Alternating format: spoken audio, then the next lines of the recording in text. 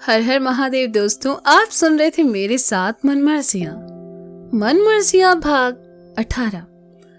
पिंकी एक बार फिर गुड्डू को बेवकूफ बनाकर चली गई। गुड्डू ने बिरजू को सूट का नाप दिया और घर चला आया। घर में तो बस बनारस जाने की तैयारियां चल रही थी।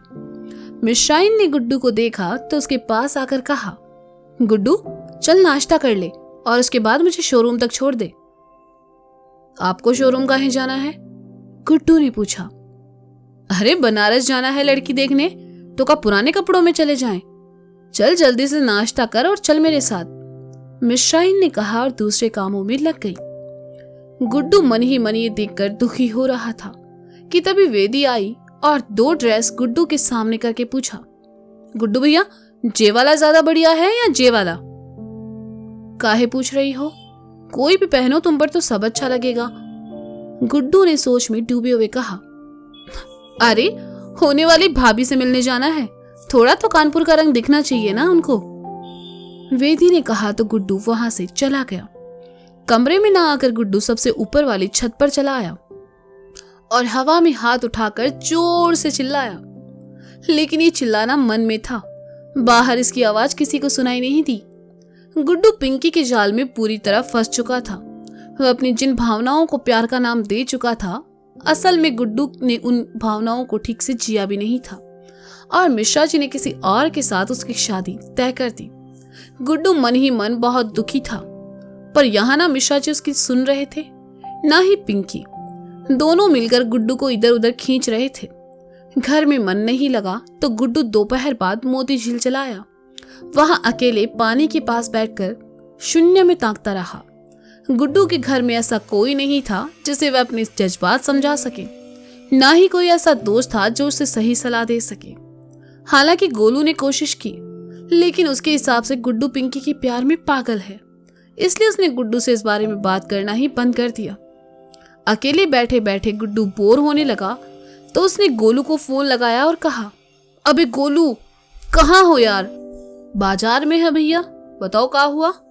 गोलू ने कहा। क्या खा रहे हो? गोलू की उलझी हुई आवाज सुनकर गुड्डू ने कहा, हम चाट पपड़ी खा रहे हैं। गोलू ने कहा, ठीक है, इट्ठो प्लेट हमारे लिए भी ले आओ, यहाँ पार्क में बैठे हैं। गुड्डू ने उदास होकर कहा, अभी आते हैं 5 मिनट में, कहकर गोलू ने फोन काट दिया और गुड्डू एक बार फिर उदासी में डूब गया। कुछ देर बाद गोलू वहां पहुंचा और गुड्डू की बगल में बैठते हुए कहा, क्या हुआ, चांद सा चेहरा बुझा काए हैं? मिश्रा जी ने फिर कुछ कहा? उन्होंने तो बड़ी वाली लंका लगाई है, ऊ का बोलेंगे। 2 दिन बाद लड़की देखने बनारस जाना है हमें, समझ नहीं आ रहा कैसे मना करे। पिताजी तो हमारी एक बात तक सुनने को तैयार नहीं है। गुड्डू ने उदास होकर कहा, तुम बिना यार कमाल करते हो गुड्डू भैया। हमको तो ये समझ में नहीं आता कि आखिर उस पिंकिया में है का, ना वो तुमको भाव देती है, ना ही उसको तुम्हारी खुशी से कोई फर्क पड़ता है। साला तुम्हारी शादी हो रही है और वो मजे से कहीं गोलगप्पे खा रही होगी सूखी पपड़ी के साथ। गोलू ने कहा, अबे पिंकिया हमारा प्यार है। गुड्डू ने कहा, और तुम वो साले चूतिया तब से एक ही बात को लेकर बैठे हो। बेटा प्यार होते ना उसके तो अब तक शादी हो चुकी थी तुम्हारी और हम चाचा बन गए होते। पिंकिया सिर्फ टहला रही है तुमको, आज सगाई के लिए बोली है, कल शादी के लिए बोलेगी और उसके बाद तुम्हारा काट कर चली जाएगी। तुम वो बैठे रहना अपने प्यार की बत्ती बनाकर। गोलू ने गुस्से से कहा, तो अब हम क्या करें? गुड्डू ने मासूमियत से कहा, मिश्रा जी जो लड़की देखे हैं ना, उससे मिलो, शादी के लिए हाँ कहो और शादी करो। अगर तब भी पिंकिया कुछ ना कहे ना तो समझ लो कि कोई प्यार व्यार नहीं है। गोलू ने दांत कुरेदते हुए कहा। गुड्डू ने उसके हाथ से चाट पपड़ी ली और खाने लगा। कुछ देर बाद गुड्डू की आंखों से आंसू बहने लगे तो गोलू ने कहा, अब रो काहे रहे हो?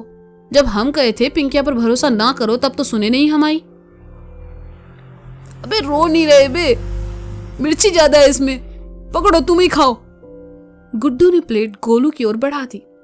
गोलू को तीखा पसंद था, इसलिए वह चटकारी लेकर खाने लगा। खत्म करके कहा, देखो भैया ऐसा है, तुम हमारे भाई भी हो और दोस्त भी, गलत राय नहीं देंगे वे तुमको। पिंकी को तुम प्यार करते हो सच है, पर पिंकिया भी तुमसे प्यार करती है कह देना काफी नहीं, वो दिखना भी चाहिए। मतलब? गुड्डू ने कहा। पिंकी के साथ तुमको कैसा लगता है? मतलब कैसा फील होता है? गोलू ने सवाल किया। अच्छा लगता है, गुड्डू ने मुस्कुराकर कहा। सिर्फ अच्छा लगता है या बहुत ही अच्छा लगता है? गोलू किसी टीचर की तरह सवाल कर रहा था।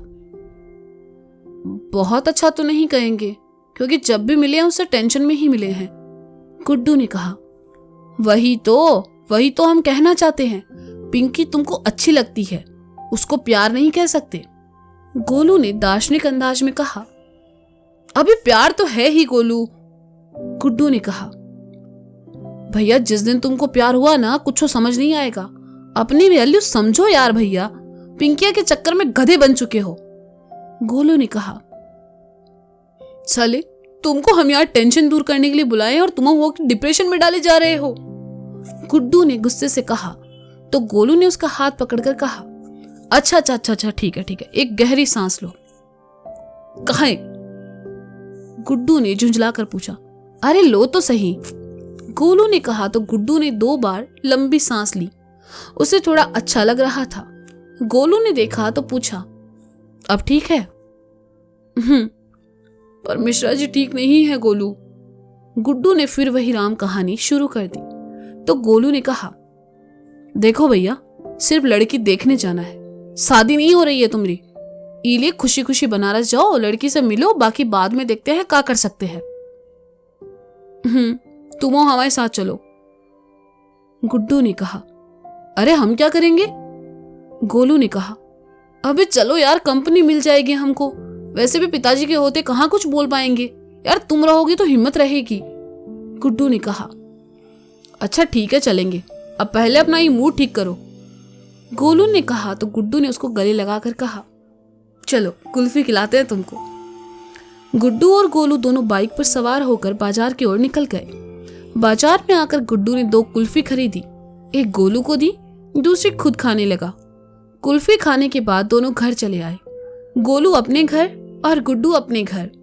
अगली सुबह गुड्डू जब शोरूम जाने लगा तो मिश्रा जी ने उसे रोकते हुए कहा, अरे बेटा किधर? अब शोरूम जाए तो परेशानी, ना जाए तो परेशानी, बताओ क्या करें, गुड्डू ने कहा। अरे बिगड़ काहे रहे हो बेटा, हम कह रहे थे कि तुम जाओ बजाज ट्रेवल्स के पास और 4 टिकट्स बुक करवाए आओ बनारस के लिए, मिश्रा जी ने कहा। बस से काहे जा रहे हैं, गाड़ी से भी तो जा सकते हैं, गुड्डू ने कहा। गाड़ी सर्विस पर गई हुई है और बेटा बस का सफर ना बहुत ही बढ़िया होता है, कल सुबह 6 बजे की टिकट्स बुक करवा दो, मिश्रा जी ने कहा। गाड़ी सर्विस पर है तो जाना कैंसिल कर देते हैं, गुड्डू ने बनारस से बचने के लिए कहा। बेटा अगर पैदल जाना पड़े तब भी तुम्हारे लिए रिश्ता देखने जरूर जाएंगे, जितना कहे हैं उतना करो, मिश्रा जी ने कहा। तो गुड्डू ने कहा, 5 टिकट्स बुक करवाएंगे। 5वीं किसके लिए, मिश्रा जी ने शक भरे स्वर में पूछा। गोलू भी जाएगा हमारे साथ, गुड्डू ने कहा। वहां का नौटंकी चल रही है और ये गोलू को काहे जाना है, लड़की तो तुमको पसंद करनी है, मिश्रा जी ने कहा। हाँ हमारा दोस्त ही लिए जाएगा, घर के लोगों पर तो वैसे ही भरोसा नहीं रहा हमें, गुड्डू ने कहा। तो मिश्रा जी भड़क उठे और कहा, ए मिश्राइन सुन रही हो, क्या कह रहे हैं लाड साहब, घर वालों पर भरोसा नहीं है इनको। बेटा जिस दिन बाहर वालों ने इस्तेमाल करना शुरू किया ना, सबसे पहले याद घर की ही आएगी।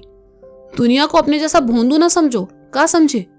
टिकट 4 करवाओ भले 5, कल सुबह बनारस के लिए निकलना है बस, मिश्रा जी ने कहा। तो गुड्डू बाइक लेकर चल पड़ा। गुड्डू बजाज ट्रेवल्स पहुंचा और कहा, कल सवेरे की 5 बनारस की टिकट कर दो। कहा गुड्डू भैया, दादी निकल ली का? ट्रेवल्स वाले ने पूछा। अबे सुब बोलो, दादी काहे निकलेगी बे, गुड्डू ने कहा। तो फिर बनारस की टिकट, वो भी तत्काल में, लड़के ने पूछा।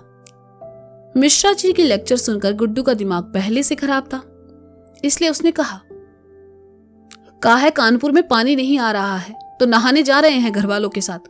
अबे साले बकैती ना करो, अपने काम पर ध्यान दो। गुड्डू को गर्म होते देखकर लड़के ने 5 टिकट्स बनाकर गुड्डू को दे दी। गुड्डू ने टिकट्स जेब में रखे और कहा, पैसे पिताजी से ले लेना। कहते हुए बाइक की ओर बढ़ गया और बड़बड़ाने लगा, साला हमारी बर्बादी का पैसा हम कहाँ भरे। गुड्डू टिकट्स लेकर घर आया और मिश्रा जी को दे दिए। दिन भर गुड्डू घर में ऊँगता रहा क्योंकि कॉलेज खत्म हो चुके थे और शोरूम पर जाना उसे अच्छा नहीं लगता था। अगली सुबह मिश्रा जी ने सबको जल्दी उठा दिया और तैयार होकर घर से बाहर चले आए। सोनू भैया सबको अपनी गाड़ी से बस स्टैंड तक छोड़ने चल जाने वाले थे। गुड्डू ने सूट पहना। अपनी पसंद के जींस शर्ट पहनने वाले गुड्डू को हरे रंग का ये सूट पसंद नहीं आ रहा था, पर क्या करता, मिश्रा जी के सामने भला कहाँ चलती है उसकी। जैसे ही गुड्डू सूट में बाहर आया, उसे देखकर सोनू भैया मुस्कुरा उठे। दरअसल इन कपड़ों में गुड्डू वो गुड्डू नहीं लग रहा था जो कानपुर का असली गुड्डू था। उसके चेहरे पर 12 बजे थे और आज मिश्रा जी के डर से बालों को सीधा बनाया हुआ था। मिश्रा जी ने दोनों हाथों की बलाई लेते हुए कहा, हाय नजर ना लगे मेरे बेटे को। मिश्रा जी ने सबको बैठने को कहा। मिश्रा जी, मिश्राइन और वेदी पीछे बैठे, सोनू भैया ड्राइवर सीट पर और गुड्डू सोनू की बगल में। गोलू उन्हें नुक्कड़ पर मिलने वाला था। नुक्कड़ से गोलू को साथ लेकर सभी बस के पास पहुंचे। मिश्रा जी, मिश्राइन और वेदी की सीट साथ थी और गुड्डू ने अपनी और गोलू की सीट सबसे लास्ट में रखी ताकि दोनों अपनी समस्या का हल निकाल सके। सभी अपनी अपनी सीटों पर आकर बैठे और बनारस के लिए निकल गए। बनारस, उत्तर प्रदेश। सुबह से ही घर में सारे लोग साफ सफाई में लगे हैं। प्रीति ने घर के सारे पर्दे बदल दिए हैं, बेडशीट नई जमा दी। शगुन और चाची मिलकर किचन संभाल रही थी।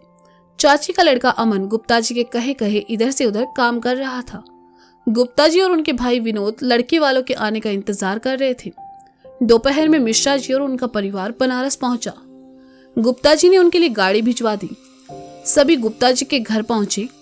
गाड़ी आगे गली में नहीं जा पाई, इसलिए उन्हें नुक्कड़ पर ही उतरना पड़ा। विनोद उन्हें वहां मिल गया और अपने साथ लेकर चल पड़ा। मिश्रा जी, मिश्राइन और वेदी आगे और गुड्डू गोलू पीछे पीछे चल रहे थे। चलते चलते गुड्डू के पैरों में पतंग का धागा उलझ गया। गुड्डू उसे निकालने लगा तो गोलू भी रुक गया। उसे देखकर गुड्डू ने कहा, अरे गोलू, तुम चलो, हम आते हैं। भाग मत जाना, गोलू ने कहा। गुड्डू ने घूरा तो गोलू आगे बढ़ गया। गुड्डू ने धागा निकाला। गुप्ता जी का घर सामने ही था, इसलिए गुड्डू चल पड़ा। घर के मेन गेट से लगकर ही किचन था और उसका दूसरा गेट बाहर गली की ओर था। शगुन ने किचन में रखा ठंडे पानी का मग उठाया और गली का गेट खोलकर जैसे ही फेंकने लगी, किसी ने आवाज दी तो शगुन ने गर्दन अंदर की और बिना सामने देखे ही उसने पानी फेंक दिया। पानी जाकर सीधा गुड्डू पर लगा और गुड्डू पूरा भीग गया। जैसे ही शगुन ने सामने देखा, उसकी हालत खराब हो गई। गुड्डू वही लड़का था जो उसे देखने आया था और शगुन ने सोचा नहीं था गुड्डू से उसकी पहली मुलाकात इस तरह होगी। तो दोस्तों, ये था मनमर्जियां भाग 18। इसका अगला भाग आप जल्द ही सुनेंगे मेरे साथ। अब तक के लिए शुक्रिया, बाय। सुनते रहें मनमर्जियां मेरे और गुड्डू मिश्रा के साथ। तो गुड्डू और शगुन की पहली मुलाकात आप लोगों को कैसी लगी कमेंट सेक्शन में जरूर बताएं। तो मिलते हैं जल्दी, तब तक के लिए बाय बाय।